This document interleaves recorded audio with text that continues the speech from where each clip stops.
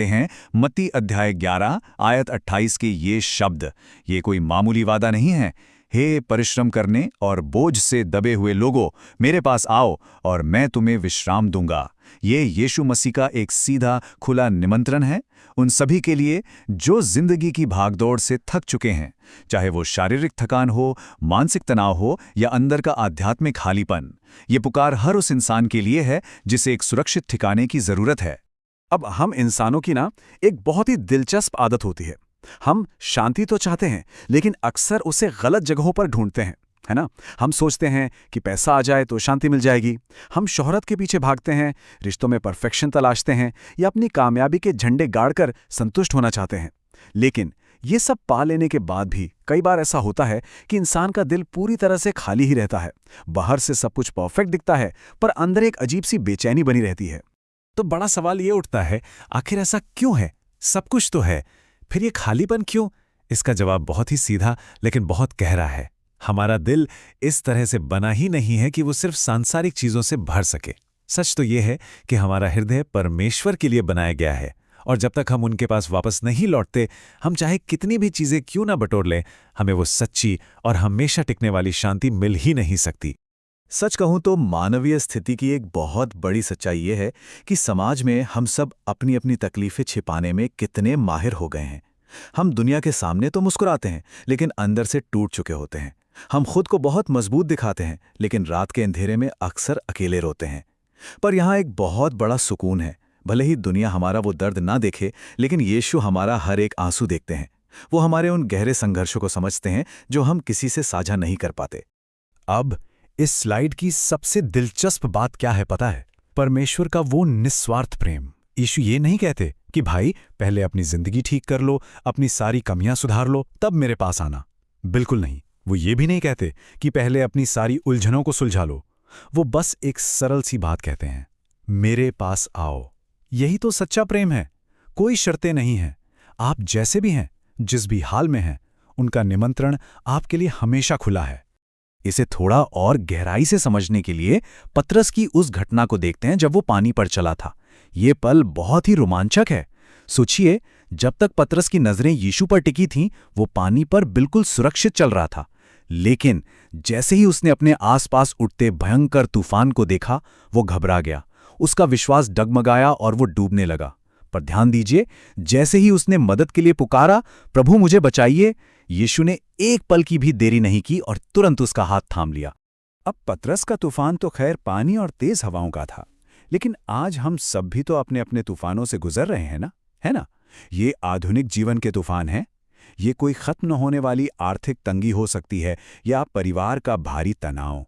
कभी कभी ये कोई लंबी बीमारी होती है, या फिर वो चिंता जो हमें रातों को सोने नहीं देती। तूफान चाहे जो भी हो, याद रखने वाली बात यह है कि यीशु आज भी जीवित हैं, और इन तूफानों के बीच वो हमें आज भी बिल्कुल वही निमंत्रण दे रहे हैं, मेरे पास आओ। चलिए एक और कमाल की कहानी देखते हैं, योना की यात्रा। इसे क्रम से समझते हैं। पहले वो परमेश्वर की आज्ञा से दूर भागता है, फिर वो एक भयंकर समुद्री तूफान में फंस जाता है और एक बड़ी मछली के पेट में घुप अंधेरे में 3 दिन गुजारता है। लेकिन उस भयानक अंधेरे और निराशा के बीच वो परमेश्वर को पुकारता है और उसे ईश्वरीय उद्धार मिलता है। ये हमें बताता है कि हम चाहे कितनी भी दूर भाग जाएं या असफलता के कितने भी गहरे गर्त में गिर जाएं, जब हम सच्चे मन से पुकारते हैं तो परमेश्वर हमेशा सुनते हैं। अक्सर हमारे मन में ये बात आती है ना कि यार मेरी गलतियां तो बहुत बड़ी हैं। कई बार लगता है कि मैंने इतने पाप किए हैं कि अब मुझे कौन अपनाएगा। लेकिन यहाँ एक बहुत ही खूबसूरत सच्चाई छुपी है। परमेश्वर का प्रेम हमारी किसी भी असफलता से कहीं ज्यादा बड़ा है। उनकी दया हमारे पापों से विशाल है, और उनकी क्षमा हमारी हर गलती पर भारी पड़ती है। हमारी पहचान हमारी गलतियों से नहीं, बल्कि उनके अनंत प्रेम से होती है। इस क्षमा को समझने के लिए उड़ाऊ पुत्र की कहानी से बेहतर भला क्या हो सकता है? एक ऐसा बेटा जिसने अपने पिता का घर छोड़ दिया, अपनी सारी संपत्ति लुटा दी और पूरी तरह से बर्बाद हो गया। लेकिन अपनी जिंदगी के सबसे बुरे दौर में उसे अपने पिता के घर की याद आई, और उसने एक सबसे महत्वपूर्ण फैसला किया, मैं वापस जाऊंगा। ये जो एहसास है ना, यही वापसी का फैसला उद्धार की तरफ हमारा पहला कदम होता है। और जब वो बेटा वापस लौटता है तो सोचिए क्या होता है। हमें परमेश्वर के बिना शर्त प्यार की सबसे सुंदर तस्वीर देखने को मिलती है। एक पिता जो अपने बेटे को सजा देने के लिए नहीं बल्कि उसे गले लगाने के लिए दौड़ पड़ता है। यह साफ दिखाता है कि जिस पल हम परमेश्वर की ओर वापस मुड़ते हैं वो उसी पल हमें पूरी तरह से अपना लेते हैं। कोई गुस्सा नहीं, बस प्रेम से भरा एक आलिंगन। और ये चीज बहुत ही शानदार तरीके से हमें एक अंतर दिखाती है। दुनिया की आवाज और यीशु की आवाज में जमीन आसमान का फर्क है। दुनिया अक्सर निराशा बोती है। दुनिया कहती है बस अब सब कुछ खत्म हो गया, लेकिन यीशु कहते हैं आशा रखो। दुनिया कहती है तुम बिल्कुल अकेले हो, पर यीशु का वादा है मैं तुम्हारे साथ हूं। जब हालात कहते हैं कि हार तय है, तो यीशु कहते हैं मैं तुम्हें संभालूंगा। हमारी आत्मा का सच्चा विश्राम बाहर के हालात पर नहीं बल्कि इन ईश्वरीय वादों पर टिका है।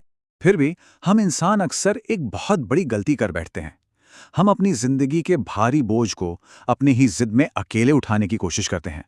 हमें लगता है हम सब खुद ही मैनेज कर लेंगे, और इसका नतीजा सिर्फ अनावश्यक चिंता, गहरा डर और भविष्य की डरावनी बातों में उलझ कर रह जाना।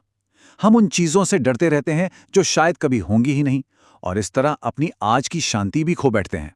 इसी समस्या का सबसे बेहतरीन समाधान हमें इस अद्भुत वचन में मिलता है। अपनी सारी चिंता उसी पर डाल दो, क्योंकि उसको तुम्हारा ध्यान है। सोचिए, ये कितनी बड़ी सांत्वना है। ये सिर्फ एक सलाह नहीं है, बल्कि एक ईश्वरीय आदेश है कि भाई अपने सारे बोझ पूरी तरह से समर्पित कर दो।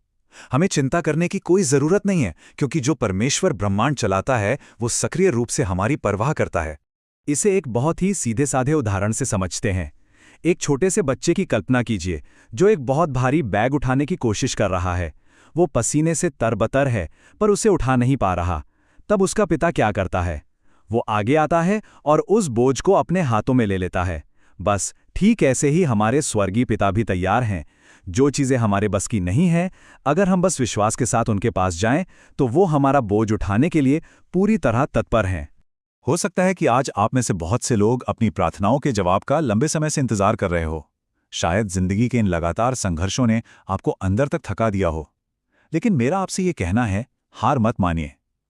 थकान चाहे कितनी भी गहरी क्यों ना हो, यीशु का वो निमंत्रण, विश्राम देने का वो वादा आज भी आपके लिए खुला है। वो आज भी आपको बुला रहे हैं। चलिए थोड़ा आगे बढ़ते हैं और देखते हैं कि परमेश्वर का अनुग्रह कैसे काम करता है। देखिए, उनका प्रेम कोई ऐसी चीज नहीं है जो कभी खत्म हो जाए। उनका प्रेम अनंत है। उनकी दया पुरानी नहीं पड़ती, बल्कि वो हर सुबह एकदम नई होती है। उनकी ताकत कभी कम नहीं होती, और सबसे बड़ी बात, उनका हाथ आज भी इसी वर्तमान क्षण में अपने बच्चों को पूरी मजबूती से थामे हुए हैं। इस शांति को पाने के लिए ना हमें एक चुनाव करना होता है, विश्वास का चुनाव। इसका सीधा सा मतलब है कि हम अपनी चिंताओं से ज्यादा परमेश्वर पर भरोसा करें, अपने डरों से घबराने के बजाय उनके वादों पर यकीन करें, और अपनी समस्याओं की विशालता को देखने के बजाय परमेश्वर की उस असीम सामर्थ्य पर अपनी नजरें टिकाएं। जब हम ये विशिष्ट चुनाव करते हैं, तब हमें एक ऐसी अद्भुत शांति मिलती है जो मनुष्य की सारी समझ से परे है। तो इस पूरे विश्लेषण को अपने मन में रखते हुए आइए एक पल के लिए रुकते हैं और इस समर्पण की प्रार्थना पर विचार करते हैं। ये महज कुछ शब्द नहीं है, बल्कि हमारे दिल की गहराई से निकला एक भाव है। हे स्वर्गीय पिता, आज हम अपने सभी बोझ, चिंताएं, डर, निराशाएं और संघर्ष आपके चरणों में रखते हैं। ये वो पल है जहां हम अपनी सारी कोशिशें छोड़कर खुद को पूरी तरह परमेश्वर के हाथों में सौंप देते हैं। इसी प्रार्थना के भाव में हम आगे बढ़ते हैं। हम विनती करते हैं कि परमेश्वर हमें अपनी अद्भुत शांति से भर दे और हमारे विश्वास को अटूट बना दे। जो लोग आज दुख में हैं, उन्हें ईश्वरीय सांत्वना मिले। जो बीमार हैं, उन्हें शारीरिक बल और चंगाई मिले। और जो जीवन से पूरी तरह निराश हो चुके हैं, उनकी जिंदगी में आशा की एक नई किरण लौट आए। हम ये सब यीशु मसीह के नाम में मांगते हैं। और इसी के साथ हम आज की इस प्रस्तुति के अंत में आ गए हैं। तो आज का हमारा मुख्य संदेश हमारे सामने एक बहुत ही महत्वपूर्ण प्रश्न छोड़ जाता है। जब जीवन का बोझ बहुत ज्यादा भारी हो जाए, तो क्या हम उसे अपनी जिद में अकेले ही उठाते रहेंगे और टूटते रहेंगे, या फिर सच्चे और अनंत विश्राम के लिए यीशु के पास जाएंगे? चुनाव पूरी तरह से हमारा है। इस विश्लेषण में हमारे साथ जुड़ने के लिए आपका बहुत बहुत धन्यवाद। इस सवाल पर जरूर